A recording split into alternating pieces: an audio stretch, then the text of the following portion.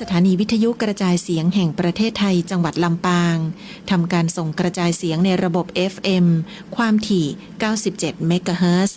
จากนี้ไปเชิญติดตามรับฟังรายการม่วนใจไปกับกองทุนฟื้นฟูและพัฒนาเกษตรกรโดยสำนักงานกองทุนฟื้นฟูและพัฒนาเกษตรกรสาขาจังหวัดลำปางค่ะ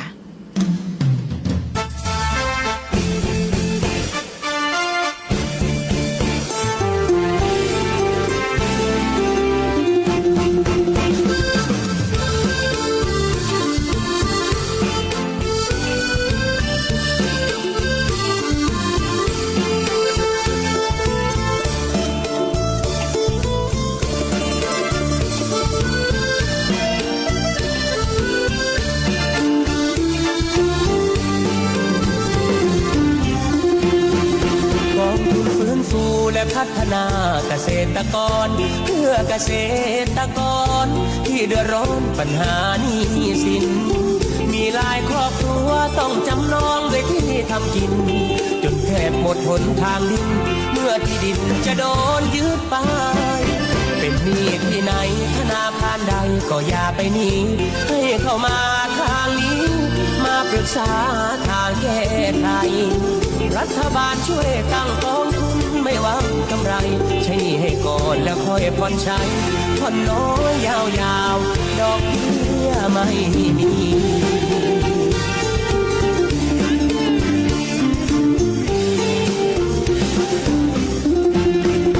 กองทุนฟื้นฟูกันด้วยหัวใจเพื่อเกษตรกรไทยทั่วเมืองไทยที่มีปัญหาฟื้นฟูเร็วรีบเพราะมีเงินทุนให้พัฒนาเราเอาหัวใจมาช่วยนำพาทุกวันเวลาไม่มีพันแปรกองทุนฟื้นฟูและพัฒนาเกษตรกรความรักความอาทรจากหัวใจห่วงใยดูแลทำงานโปร่งใสรวดเร็วทันใจแก้ไขเพียงแค่ด้วยปณิธานที่แน่วแน่เราพร้อมดูแลพี่น้องทุกคน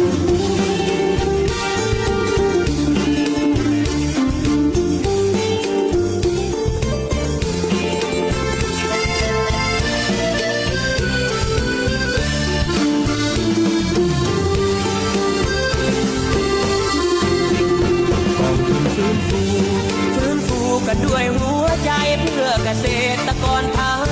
ทั่วเมืองไทยที่มีปัญหาฟื้นฟูเร็วรีบเพราะมีเงินทุนให้พัฒนาเราเอาหัวใจมาช่วยนำพาทุกวันเวลาไม่มีพันแปร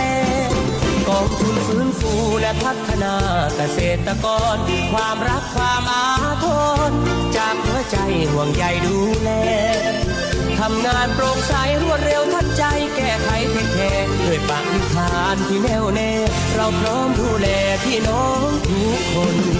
ทำงานโปร่งใสรวดเร็วทันใจแก้ไขเทคแคร์ด้วยปณิธานที่แน่วแน่เราพร้อมดูแลพี่น้องทุกคน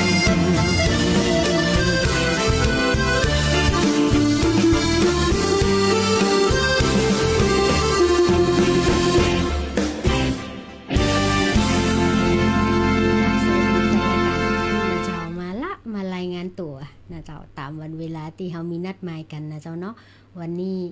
วันพิเศษนะเจ้าเนาะที่ทางสำนักงานกองทุนฟื้นฟูได้มาดำเนินรายการด้วยกันนะเจ้าเนาะวันนี้เป็นวันเฉลิมพระชนพรรษาวันของสมเด็จพระนางเจ้าสุธิดานะเจ้าพระบรมราชินีนะเจ้าเนาะของพระองค์ทรงพระเจริญนะเจ้าเนาะวันนี้เป็นวันที่พี่น้องประสบกนิกรชาวไทยนะเจ้ารู้สึกอิ่มเอมและปราบปลื้มเป็นอย่างยิ่งนะเจ้าก็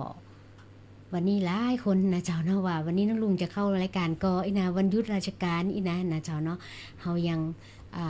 ห้ากันนะเจ้าลูกกระตึงห้ากันมารายงานตัวกันหลังจากกินข้าวน้ำจำข้าวตอนกันแล้วนะเจ้าเนาะอยู่หลายๆพื้นที่ทักทายกันมาได้นะเจ้าเนาะต้นรายการเลยเพลงที่ท่านต้องการบางคนฝากขอมาหลายวันละนะเจ้าวันนี้ก็มีช่างเครื่องหนุ่มรอ มาคอยบริการเฮาอยู่นะเจ้าเนาะก็เพลงที่ท่านเลือกมาก็ ถูกใจบ่ถูกใจกระทักมาได้นะเจ้า0542245556นะเจ้าวันนี้ยังมีข้าเจ้าดุงสุรีชัยสอนพนักงานอาวุโสสำนักงานกองทุนฟื้นฟูสาขาจังหวัดลำปางมานั่งอู้เอ่ยกับพี่น้องนะเจ้าเอาข้อมูลข่าวสารที่เป็นประโยชน์กับเฮานะเจ้าเนาะมาแจ้งบอกเรา90กันภายใต้คืน90 FM 97 เมกะเฮิรตซ์นะเจ้าของสวทลำปางนะเจ้าวันนี้ซุ้มเสียงอาจจะแหบนิดหน่อยนะเจ้าเนื่องจากเนาะตะวานะเจ้าเนาะโดนฝนลงพื้นที่เมืองงาวตะวานะเจ้าตะวาก็ไปทักทายพี่น้องเกษตรกรพื้นที่เมืองงาวนะเจ้าเนาะก็บอกว่าขอฝากเพลงมานะเจ้ายินดีเจ้าติดตามรับฟังกันทุกพื้นที่นะเจ้าเนาะ13อำเภอกับสมาชิกกองทุนฟื้นฟูนะเจ้าแสนกว่ารายนะเจ้าวันนี้ตอนนี้ใครเปิดวิทยุฟังห้อง นะเจ้าตอนนี้ประกอบบอกเราฟังตึงวันทุกวันละการบ่ายโมงนี่นะเจ้าเนาะเปิดเผื่อห้านข้างๆนะเจ้าก็เป็นว่าเดี๋ยวสักกรรมเขาจะฝากเพลงเพราะๆที่ท่านขอมานะเจ้าเนาะช่วงนี้ก็ทักทายกันหมอกปอหอมปากหอมคอนะเจ้าเนี่ยมันถึงจะผลึกจะหลอดนะ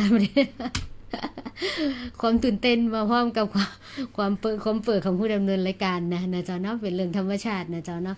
เนื้ออินไดนะเจ้าเขามีความจริงใจและปรารถนาดีให้กันเสมอนะเจ้าเนาะวันนี้ก็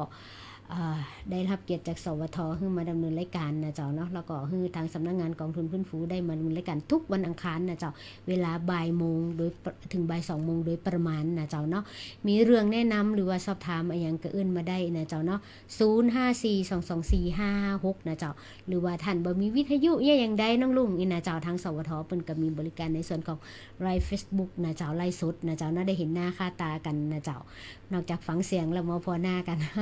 ไปทางนอกจะได้ตักกันถูกอีนะเจ้าเนาะเจ้าวันนี้ก็เนาะบ่ายโมงกับ10นาทีละนะเจ้าก็อยู่ด้วยกันในวันหยุดวันพักผ่อนของหลายคนนะก็แล้วก็เป็นวันมหามงคลนะเจ้าเนาะวันเฉลิมพระชนมพรรษาของพระราชินีของเฮานะเจ้าเนาะเจ้าก็เอาเป็นว่าเฮาไปฟังเพลงก่อนกันละกันนะเจ้าดูว่าท่านเพิ่นเลือกเพลงอย่างไว้เฮาเปิ้งใจบ่เปิ้งใจก็ฟังบ่เปิ้งใจโทรมาได้นะเจ้า0542245556เจ้า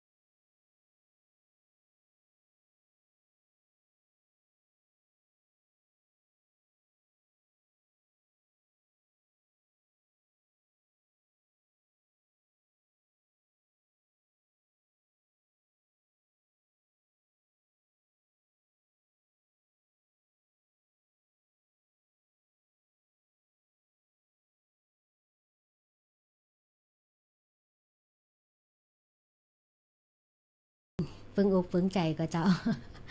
เฟิงใจว่ากันไม่ได้นะท่านคอมาเองนะเจ้าเนาะแต่ว่า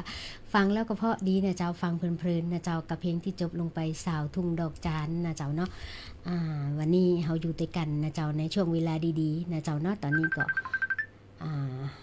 มีความสุขกับการใช้ชีวิตนะเจ้าเนาะขออภัยยังไม่สามารถรับสายได้กับแฟนรายการที่โทรเข้ามาเบอร์ส่วนตัวนะเจ้าเนาะก็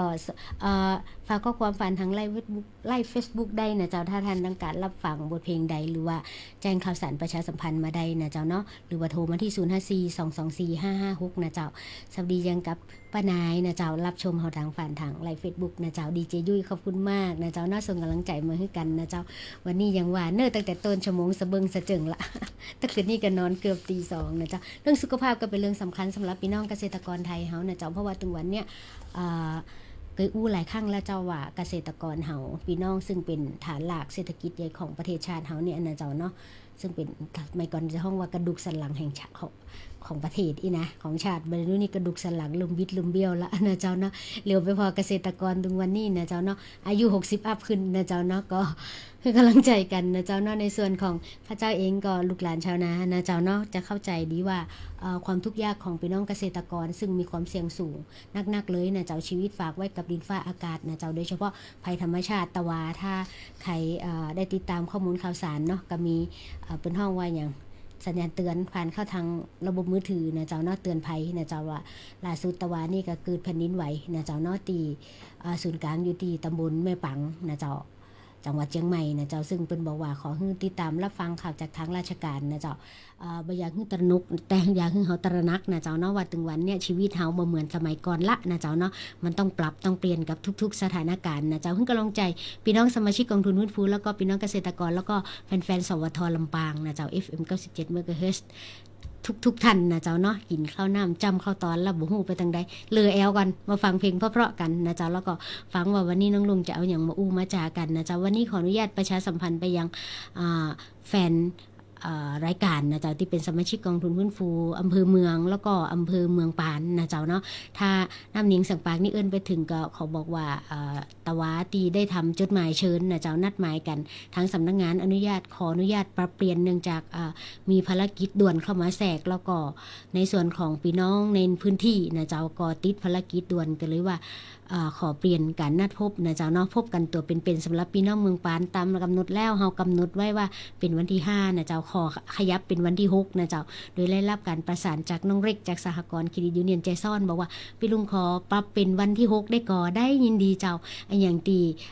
เป็นประโยชน์กับพี่น้องแล้วก็เอื้อให้พี่น้องสะดวกสำนักงานกองทุนยินดีปรับแล้วก็ไหลให้ได้นะเจ้าเพราะว่าเฮาจะรู้ว่าบริบทของพี่น้องเฮานะเจ้าเนาะก็คนที่ฮู้ดีที่สุดก็คือพี่น้องเกษตรกรนะเจ้ายังต้องว่าปัญหาที่เกิดขึ้นนะเจ้าไข่เก่าเฮาบ่เต่าเฮาเก่าตัวเก่านะเจ้าใจเปิ้นเก่าตัดหานามันถึงบ่สิถูกนะเจ้าเต่าตัวเก่าคนเดียวนะเจ้าพี่น้องเกษตรกรพื้นที่เมืองปานที่เอิ้นไปนะเจ้าเนาะก็เป็นการติดตามโครงการที่เฮาเคยอนุมัติงบกู้ยืมฮื้อนะเจ้าเนาะเมื่อปี55 58 56หลายกลุ่มหลายพื้นที่บอกว่าในกลุ่มส่วนของลุงคำลุนนะเจ้าเนาะก็น้องเฟืองฟ้านะเจ้าแล้วก็ในส่วนของสหกรณ์เครดิตยูเนียนใจซ่อนแล้วก็ที่ไหนทำประมาณ 5-6 กลุ่มนะเจ้าเนาะพอดีก็หนังสือได้ส่งไปถึงละนะเจ้าแต่หนังสือเขาแจ้งไปว่าพบกันวันที่5นะสหกรณ์เครดิตยูเนียนใจซ่อนนะเจ้าเนาะเฮาขอปรับนะเจ้าเนาะพี่น้องพื้นที่ตำบลใจซ่อนอำเภอเมืองปานนะเจ้าที่ได้รับหนังสือขอปรับเป็นวันที่6มิถุนายนนะเจ้า2568สถานที่ยังตีเดิมนะเจ้าเนาะแล้วก็รวมรับประทานอาหารด้วยกันแล้วเขาก็จะลงไปดูพื้นที่ด้วยกันปะกับทีมงานฟื้นฟูของสำนักงานกองทุนฟื้นฟูในวันศุกร์นะเจ้าพี่น้องเมืองปานเจอกันตัวเป็นๆเลยนะเจ้าเนาะก็ใครมีอย่างสงสัยนะเจ้าอยากให้สำนักงานกองทุนไปต่อยอดเลยอย่างเอางบประมาณให้ไปแล้วเอาเป็นหนี้ก้อนใหม่หรือว่าเป็นเครื่องมือทำมาหากินนะเจ้าก็คงต้องดูกันต่อไปนะเจ้าแล้วก็ในส่วนของพี่น้องตีพื้นที่อีกอำเภอที่นึงก็คืออำเภอเมืองนะเจ้าตามหนังสือกำหนดเป็นวันที่6นะเจ้าเฮาเอาวันที่ของเมืองปานใหญ่วันที่6ก็ต้องขออนุญาตพี่น้องอำเภอเมืองขยับไปเป็นวันจันทร์นะเจ้าเนาะยังสถานที่ยังที่เดิมนะเจ้าตีมูลที่นาถภูมินะเจ้าบอกว่ากลุ่มเกษตรกรบ้านต้นตองเนาะนะเจ้าเนาะกลุ่มพี่น้องเลี้ยงวัวบ้านเอื้อมนะเจ้าลูตังลุงอึ่งนะเจ้าปีถาวรเนาะแล้วก็ในส่วนของกลุ่มร่วมใจพัฒนาของพี่มาลีแล้วก็พี่น้องตังเมืองไม้นะเจ้าเนาะปะกัน 10 โมงโดยประมาณตีมูลที่นาถภูมินะเจ้าเดียววันพุธนี้สำนักงานนะเจ้าเปิดทำการตามปกติ เดี๋ยวจะยกหูหากันทำกำหนึ่งนะเจ้าเนาะแต่วันนี้ก็เอาน้ำซึมน้ำเสียงนะเจ้าเอิ้นไปทักทายกันนะเจ้า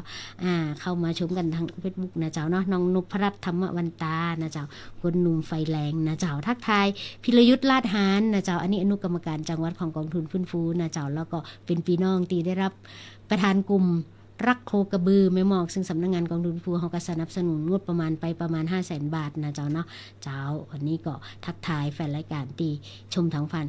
Facebook ไลฟ์นะเจ้าเนาะทักทายแล้วก็มอบบทเพลงมาได้นะเจ้าพี่น้องนะเจ้าเนาะก็ทันหนุ่มหล่อรอรับคัดเลือกเพลงแล้วก็รอรับเสียงโทรศัพท์จากท่านอยู่นะเจ้าเนาะทักทายกันเข้ามานะเจ้ามีหลายคนบอกว่าน้องลุงนะเจ้าขึ้นทะเบียนหนี้ไว้กับกองทุนฟื้นฟูตั้งมื้อละนะเจ้ามันยังว่าไปหน้าบ่ไปหลัง ถ้าไปหน้าไปหลังนี่มันอยู่กับตีนะพี่น้อง นะเจ้าตอนนี้สำนักงานกองทุนอยากจะบอกว่าตอนนี้สำนักงานกองทุนได้รับอนุมัติรายชื่อจากคณะรัฐมนตรีไม่เพิ่มอีก200กว่ารายนะเจ้าตอนนี้พี่น้องก็ทยอยทำสัญญาแต่เนื่องด้วยตอนเนี้ยเห็นตังในระบบประวังงบประมาณนะเจ้าเนาะส่วนหนึ่งนะเจ้าก็เริ่มจะหมดไปแล้วแต่ส่วนหนึ่งไม่ต้องกังวลใจนะเจ้าเนาะผู้บริหารของกองทุนฟื้นฟูเฮาโดยส่วนกลางนะเจ้าเปิ้นก็ตระหนักตรงนี้ดีนะเจ้าก็ได้ยืนทานสำนักงบเร็วๆนี้นะเจ้าเนาะทั้งงานจัดการหนี้แล้วก็งานฟื้นฟูนะเจ้าลงถึงพี่น้องเกษตรกรแน่นอนนะเจ้าภายใต้งบประมาณ 2,568 นะเจ้าก่อนสิ้นเดือนกันยาแน่นอนนะเจ้าเนาะก็เอาละนะเจ้าเนาะเดี๋ยวบอกว่าฟังผู้นึงรายการเดี๋ยวจะก่ายอีน้องนี่อู้นักแต่อีว่า นะเจ้าก็ยังว่าเนาะมืนๆมาป้ากันเตือติดละครั้งเอาละไปฟังบทเพลงเพราะๆติท่านแนะนำมาแล้วก็หนุ่มหล่อนะเจ้าจัดไว้ให้เฮานะเจ้า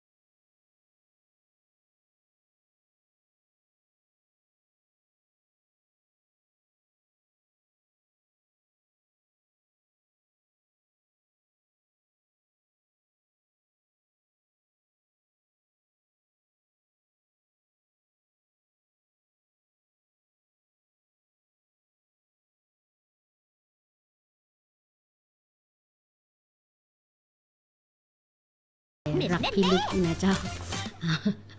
นะเจ้าก็เพลงบทเพลงนี้นะเจ้าเนาะแนะนำมาจากแฟนรายการจากเมืองงาวนะเจ้าเนาะตะวาปะบอกว่าลุงมนพูขอรักพี่ลึกคำสักกำนะเจ้าติดแล้วก็เปิดแล้วดาวันนี้ก็ขออีกรอบเอาละเฮาตามเป็นว่าเปิดเพลงตามใจผู้จัดขัดใจผู้ฟังหรือเปล่า ใจแล้วนะต้องตามใจผู้ฟังนะเจ้าเนาะขอบคุณทุกท่านนะเจ้าติดตามรับฟังกันนะเจ้าทางสวทลำปาง FM 97 MHz นะเจ้ากับรายการม่วนใจไปกับกองทุนฟื้นฟูนะเจ้าหลายคนบอกว่าน้องลุงกองทุนฟื้นฟูนะเจ้าอยู่ที่ไหนนะเจ้าสำนักงานกองทุนฟื้นฟูอยู่ที่ศูนย์ราชการชั้น2นะเจ้าเนาะเป็นหน่วยงานรัฐนะเจ้าคอยให้บริการพี่น้องที่เป็นสมาชิกนะเจ้าสมาชิกกองทุนฟื้นฟูนะเจ้าตอนนี้ในส่วนของจังหวัดลำปางมีเกือบ100,000 กว่ารายนะเจ้าเนาะแล้วก็กระจายอยู่ทุก13อำเภอนะเจ้าแต่สำนักงานเฮามีทีเดียว อยู่ที่ศูนย์ราชการนะเจ้ามีพนักงานนะเจ้าที่ทำหน้าที่ข้าราชการอยู่4อันคนนะเจ้าแล้วนอกนั้นเป็นลูกจ้างอีก3เป็น7นะเจ้า7ชีวิตนะเจ้าหน่วยรบพิเศษที่คอยดูแลหน่วยรบกับความยากจนกับพี่น้องเกษตรแสนหลายนะเจ้าเนาะก็ยินดีนะเจ้าเนาะกับการบริการพี่น้องนะเจ้าเนาะซึ่งเป็นการที่ว่าสำนักงานกองทุนฟื้นฟูทำไมต้องเกิดขึ้นนะเจ้าเนาะเกิดจากการเรียกร้องของพี่น้องเกษตรกรเฮาตั้งแต่ปี 2542 ละนะเจ้าเนาะมองเห็นว่าเกษตรกรซึ่งเป็นคนส่วนใหญ่ของประเทศเนี่ยเวลาล่มละลายหรือว่าเกิดปัญหาเนี่ยยังบ่มีกฎหมายยังมารองรับนะเจ้าซึ่งผิดกับสถานะหน่วยงานอื่นนะเจ้าเนาะเปิ้นจะมีกฎหมายอย่างรองรับยกตัวอย่างในยุคนั้นนะเจ้าเนาะที่เฮาประสบปัญหา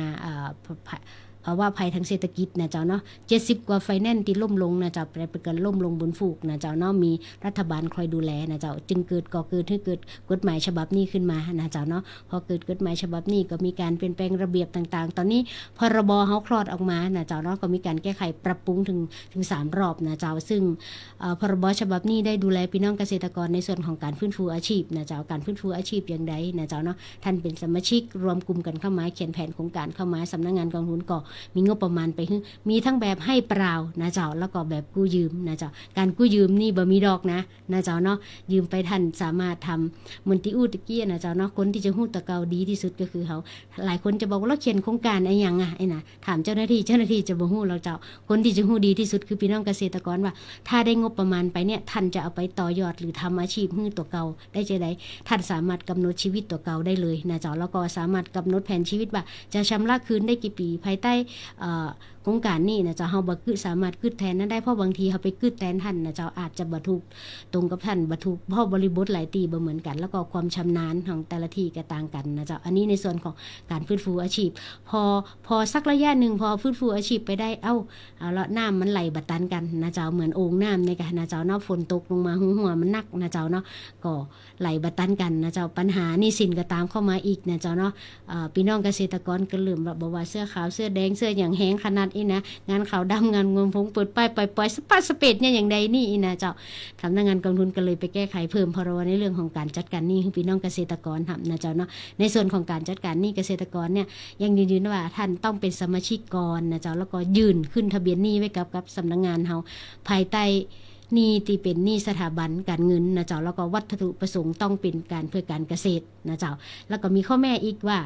ต้องมีกติกาและระเบียบหลายๆอย่างรองรับอยู่บ่ใช่ว่าขึ้นทะเบียนหนี้แล้วจะได้จัดการหนี้เลยนะเจ้าเนาะเพราะมันเป็นเรื่องของวินัยทางการเงินแล้วก็เกี่ยวข้องกับสถาบันการเงินแต่ว่าถ้าท่าน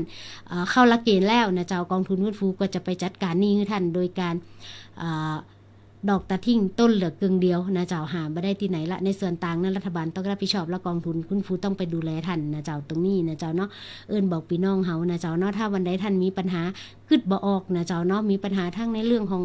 งบประมาณในการประกอบอาชีพนะเจ้างบในเรื่องของปัญหาหนี้สินที่ดินจะถูกยึดอะไรอย่างนะเจ้าบ่ดีกว่าเห็นตาคุดมาวางอยู่บ้านแล้วอีนะกว่าละเนี่ยอย่างใดไปดังใดนะคิดบ่ออกเดินไปที่สำนักงานกองทุนคุณฟูศูนย์ราชการชั้น2นะเจ้าภายใต้การบริหารงานของคุณพรสวรรค์สมานหัวหน้าสำนักงานกองทุนนะเจ้าในส่วนของข้าเจ้าก็รับผิดชอบในส่วนของการฟื้นฟูอาชีพนะเจ้าแล้วก็จะมีทีมน้องๆนะเจ้าเนาะที่รับผิดชอบในเรื่องของการจัดการหนี้น้องตีนยาดานะเจ้าเนาะซึ่งปีนี้นะเจ้าเฮาสามารถรักษาผืนดินของพี่น้องเกษตรกรไว้ได้นะเจ้าเนาะเกือบหลายร้อยแปลงเลยนะเจ้าเนาะซึ่งเป็นมูลค่ามหาศาลนะเจ้ายังปีที่แล้วเคยนำเรียนชั่วโมงที่แล้วมีพี่น้องเกษตรกรที่ ติดหนี้แล้วไปบ่ไห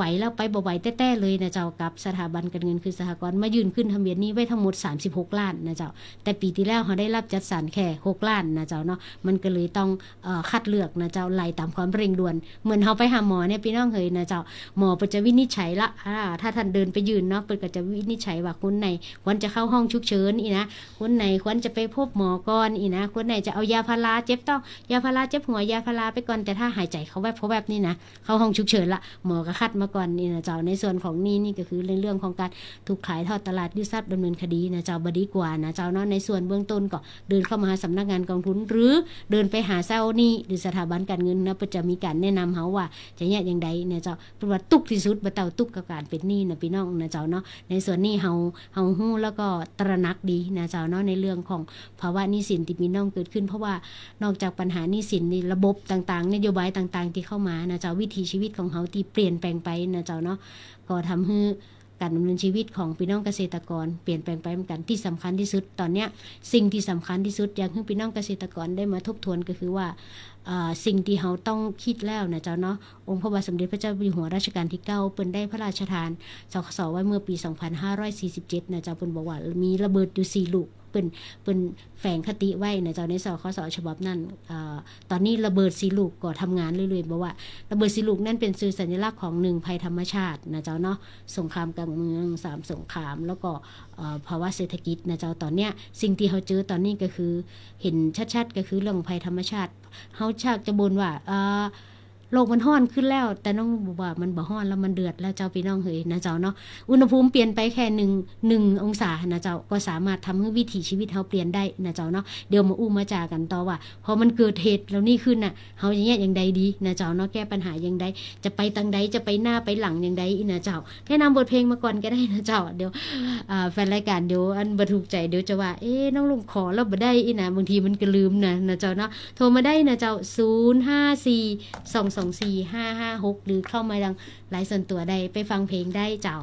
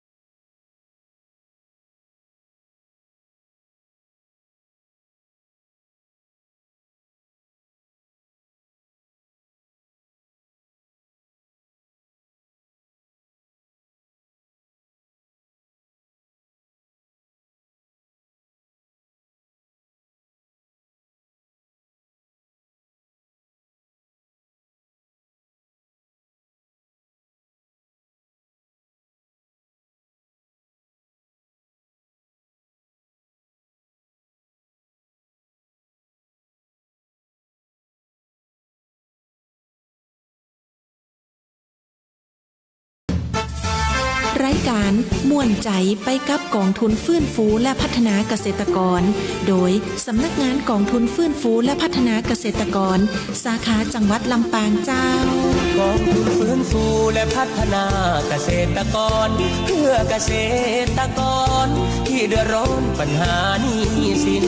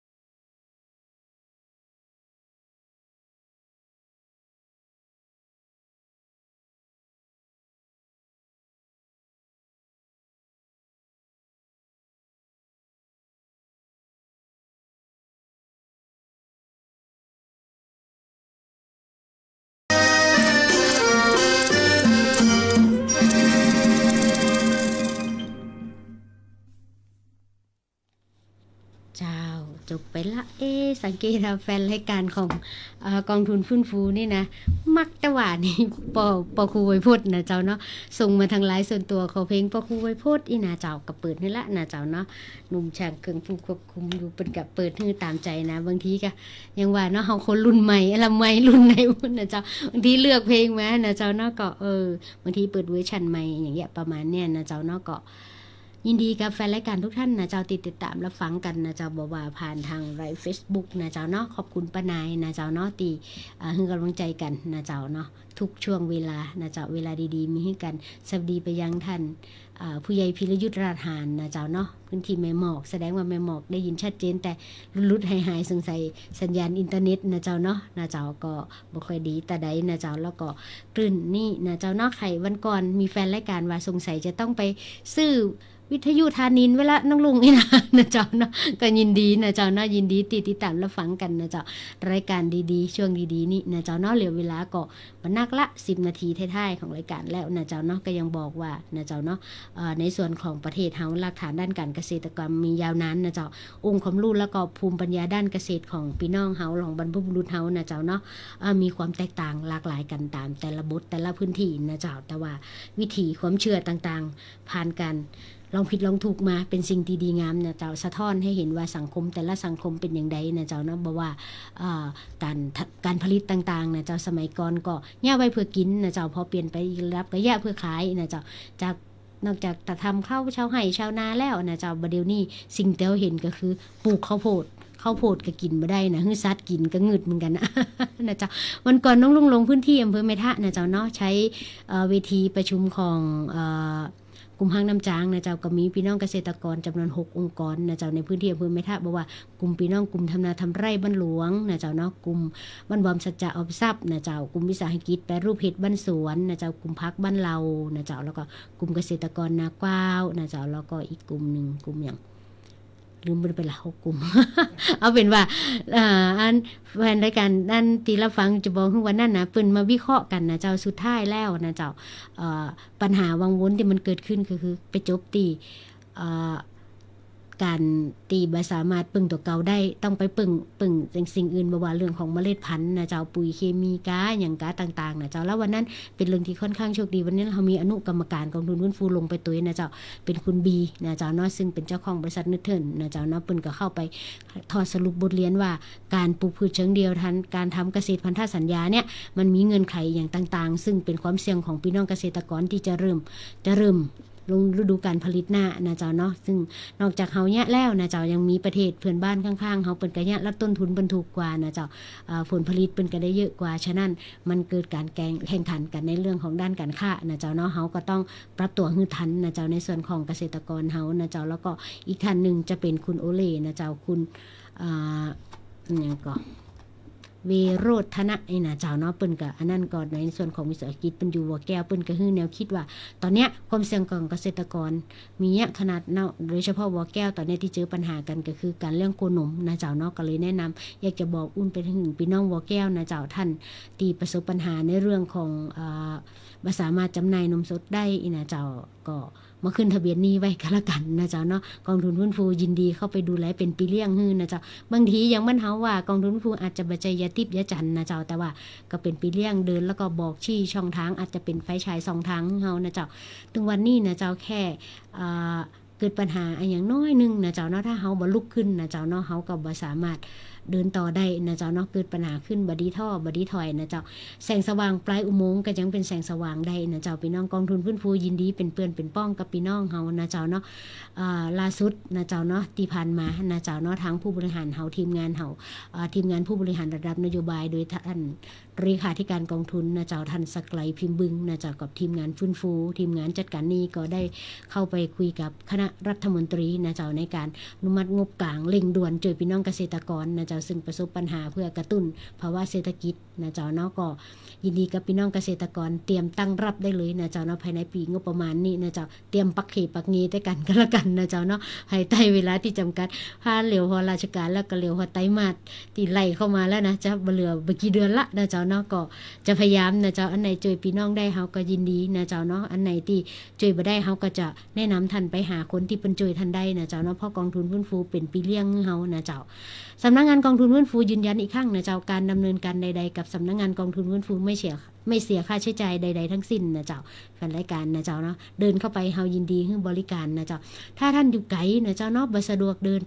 ทางไว้ที่ศูนย์ราชการอีนะเจ้าดุดะนะโมละไปตั้งใดกับไปบ่ถูกอีนะเจ้าก็เอิ้นไปได้กับเบอร์โทรศัพท์ของสำนักงานกองทุนฟื้นฟูเตรียมกระดาษกับปากกาได้นะเจ้า054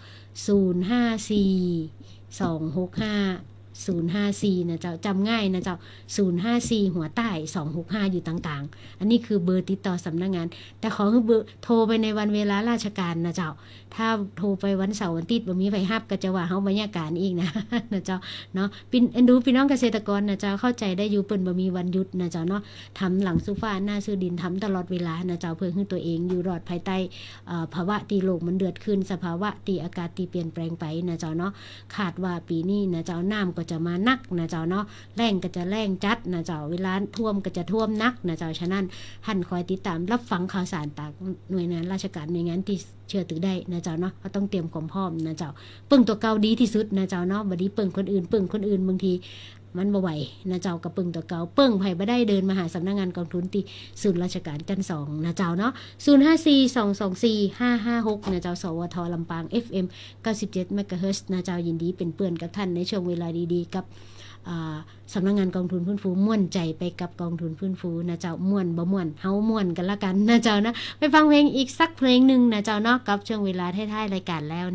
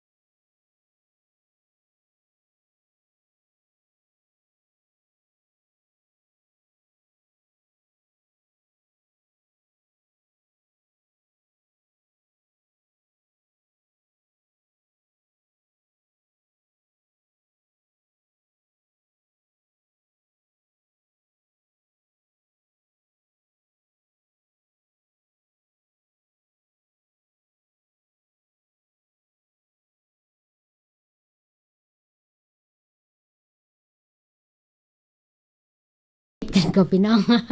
นะเจ้าเนาะประกอบนั่งฟังอยู่ก็นะจัดถึงแล้วเด้อขอไว้นะเจ้าเนาะแฟนรายการหลายตีหลายตังขอไว้หลายเพลงนะเจ้าเปิดดูในไลฟ์ส่วนตัวแล้วนะเจ้าแต่เหลือพอเวลาแล้วนะเจ้าเนาะก็อย่างเข้าท้ายรายการแล้วเหลือเวลา5 นาทีถ้าจะบัตันแล้วขอติดไว้ก่อนนะเจ้าเนาะวันนี้ขออนุญาตตามใจผู้จัดคัดใจผู้ฟังกันละกันนะเจ้าเนาะก็ขอบคุณผู้คุมเครื่อง สุดหล่อนะเจ้าอารมณ์ดีนะเจ้ามันนั่งรอมีแฟนรายการโทรมานะเป็นว่าเสียงวันนี้เงียบไปตั้งใดเขาบอกแล้วเปิ่นไปซ่อเฮ็ดทอบอยู่ เฮ็ดทอบช่วงนี้พี่น้องเกษตรกรนะเจ้าบางทีเขาลงพื้นที่พงไม้แต่เนื่องลงนี่อยู่แปดดอยเพศอีนะเจ้าซ่อเฮ็ดกันนะเจ้าเนาะก็ ยินดีกับพี่น้องนะเจ้าเนาะชีวิตอยู่กับวิถีชีวิตอยู่กับป่านะเจ้าป่าและน้ำนะเจ้านะคือทรัพยากรที่สำคัญนะเจ้าที่ดูแลพี่น้องเกษตรกรได้นะเจ้าเนาะภายใต้ปรัชญาเศรษฐกิจพอเพียงนะเจ้าเนาะช่วงนี้ก็อย่างที่บอกนะเจ้าความปรารถนาดีของสำนักงานกองทุนฟื้นฟูแต่เจ้าต่อสมาชิกทุกท่านนะเจ้าเนาะท่านสามารถเดินเข้ามาได้นะเจ้าภายใต้การบริหารนะเจ้าเนาะในส่วนของผู้บัญชาการบัญชาสูงสุดนะเจ้าก็จะเป็นท่านเลขาธิการคุณสกลัยพิมพ์บึงนะเจ้าแล้วก็บอร์ดบริหารนะเจ้าแล้วก็ในส่วนของจังหวัดลำปางก็โดยคุณพรสวัสดิ์สมานนะเจ้าเนาะโดยมีข้าเจ้าลุงสุรีชัยสอนดูแลในส่วนของงานฟื้นฟูอาชีพนะเจ้าแล้วก็น้องตินดาดูแลในส่วนของงานจัดการหนี้นะเจ้าใครมีหนี้มีสินมีปัญหาแต่ถ้าท่านสามารถดำเนินได้นะดำเนินกิจการว่าจัดการหนี้ตัวเก่าได้ก็ดำเนินการไปตามปกติแต่ท่านถัดไปบ่ไหวแล้วอ่ะก็คงเป็นเรื่องตีเฮาก็ต้องมาอู้กันนะเจ้าเอาละนะเจ้าเหลียวพอเวลาเดี๋ยวจะบัดตันได้ฟังเพลงนะเจ้าเนาะเพลงเพราะๆที่ทรงนี้ขออนุญาตมอบจากใจผู้ดำเนินรายการนะเจ้าเนาะแฟนรายการทุกท่านที่ฟังอยู่ที่บ้านนะเจ้าขอมอบบทเพลงเพราะๆจากคุณสิริพรอำไพพงศ์อีกก่อน เนาะกับบทเพลงเพราะนะเจ้ากับบทเพลงปริญญาใจนะเจ้าส่งท้ายให้กำลังใจกับการใช้ชีวิตดีๆนะเจ้าวันนี้ไปก่อนส่งปริญญาใจให้ทุกท่านสวัสดีเจ้าดอกไม้จ้าดอกไม้รับปริญญานะจ้า โปรดทราบ ช่อละ30 บัณฑิตที่จะเข้ารับพระราชทานปริญญาบัตรในช่วงบ่าย ขอเชิญทุกท่านพร้อมกันที่หน้ามหาวิทยาลัย